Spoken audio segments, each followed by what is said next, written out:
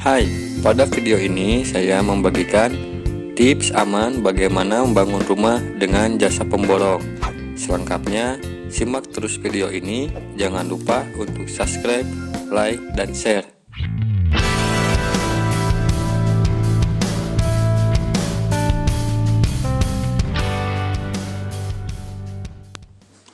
Membangun rumah menggunakan jasa pemborong bagi sebagian orang ini menjadi hal yang diragukan. Pasalnya, tidak sedikit terjadi kasus membangun rumah dengan jasa pemborong ini, pada akhirnya ada pihak yang dirugikan. Oh my god! Entah itu pihak pemilik rumah atau pihak pemborong itu sendiri. Hal seperti ini terjadi karena adanya ketidakmatangan dalam perencanaan. Dari sekian banyak kasus, 70% pihak yang dirugikan adalah pihak pemilik rumah. Ini terjadi di lapangan karena adanya penurunan kuantitas dan kualitas fisik bangunan. Bahkan ada juga pekerjaan konstruksi belum selesai, sudah ditinggal pergi oleh pemborongnya atau alias kabur. Hal seperti ini tentunya bisa dihindari, tapi perlu saling kerjasama dari kedua belah pihak. Lantas bagaimanakah tipsnya? Yang pertama, matangkan perencanaan kemampuan budget Anda dan model rumah apa yang Anda dambakan. Dimulai pada diri sendiri dengan membuat batasan kemampuan budget serta model yang Anda inginkan akan membuat gambaran yang lebih jelas sebelum Anda mengkonsultasikan kepada pihak lainnya. Yang kedua, gunakan jasa arsitek dalam mendesain rumah Anda. Konsultasikan kepada arsitek kemampuan budget dan model rumah yang Anda inginkan, agar desain yang dikeluarkan oleh arsitek sesuai dengan kemampuan budget Anda.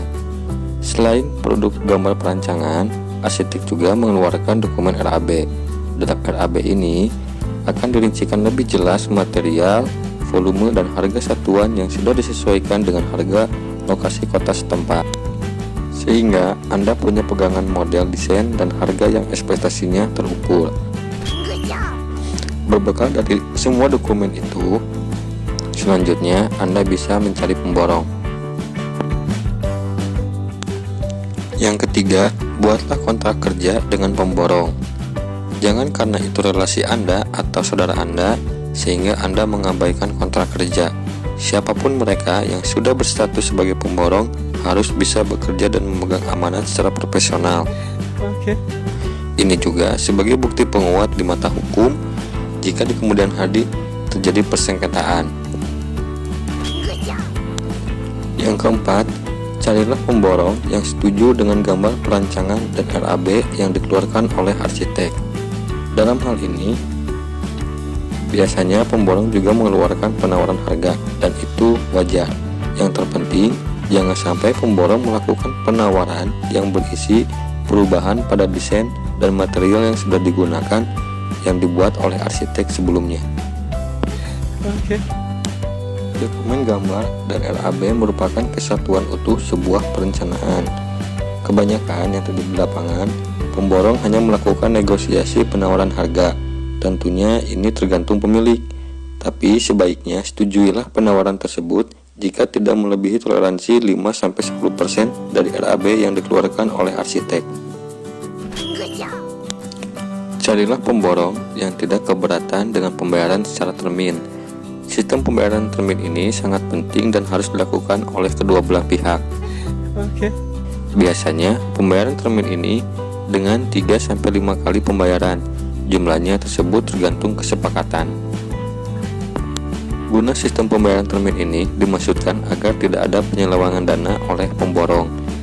Dalam prakteknya, sistem pembayaran termin ini berdasarkan persentase progres pembangunan. Misalkan, pembayaran tahap 1 dilakukan setelah progres mencapai 30%, tahap 2 60%, tahap 3 90%, sisanya 10% disimpan oleh pemilik sebagai jaminan garansi. Yang keenam, terselenggaranya rapat atau meeting laporan progres. Mintalah kepada pemborong untuk diadakan meeting laporan progres. Meeting ini bisa dilaksanakan per minggu atau 1 minggu sekali selama proses pembangunan. Biasanya pemborong mengeluarkan time schedule dalam bentuk bagan, dalam bahasa proyeknya kurva S. Kurva S ini berisi tentang rencana pekerjaan serta pekerjaan apa saja yang belum dan sudah terrealisasi, sehingga Anda sebagai pemilik rumah akan mengetahui pekerjaan mana saja yang belum dilaksanakan dan pekerjaan mana saja yang sudah dilaksanakan. Dengan meeting laporan ini bisa dijadikan acuan juga untuk melakukan termin pembayaran. Pilihlah pemborong yang bersedia berikan garansi. Garansi sangatlah penting. Ketika Anda membeli produk apapun, pasti ada garansi sebagai jaminannya. Begitu juga produk jasa pemborong ini. Garansi biasanya 10% ditahan oleh pemilik dari total harga yang disepakati. Masa garansinya bisa 1-3 atau 6 bulan tergantung kesepakatan. Garansi ini berlaku jika dalam masa pemeliharaan adanya kerusakan pada fisik bangunan. Misalkan adanya kebocoran atau retak pada bagian dinding. Pemborong akan menggunakan dana 10% ini untuk melakukan perbaikan. Namun, jika masa garansi tidak ada perbaikan atau kerusakan, maka pemilik wajib menyerahkan dana 10% tadi. Demikian sobat, tips langkah aman membangun rumah dengan jasa pemborong. Jika Anda memiliki tambahan tips lainnya, silakan Anda tambahkan dengan cara komentar di bawah video ya. Sampai ketemu lagi di video selanjutnya. Saya selalu ingatkan, pembangunan yang sukses karena adanya perencanaan yang matang.